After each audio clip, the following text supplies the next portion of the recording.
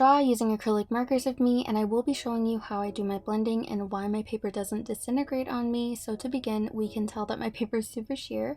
However, my first layer is also as sheer in the way that I don't shake my markers. I'm just trying to use the really watery paint from the markers to create a barrier almost for my future layers of markers. So my first layer, since it's a flat color, I'm not really working the paper too much, unlike now where I'm constantly going over the same spot multiple times. This will break the paper if that's what I started off with, but since we have a protective layer, these colors kind of sit on top of it.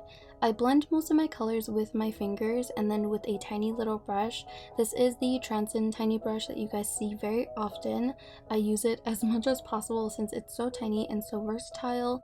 For most of the colors that I cannot blend, however, such as like very dark line art colors that I want to use for the eyes or like for the sides of the face, I will blend it on a piece of plastic. You could always try and mix the colors on the paper, however, I do think since your brush nibs fray over time or like they aren't the tiniest, it is a little harder to make certain colors, so that's why I rely on a piece of plastic. So you can use a piece of saran wrap or like some type of container. It works just as well as long as it's plastic and it doesn't seep in the color.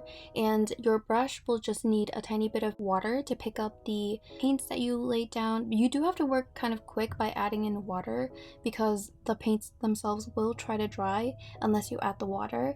But yeah, that's how I do tiny little details or blend, and yeah, thank you so much for watching.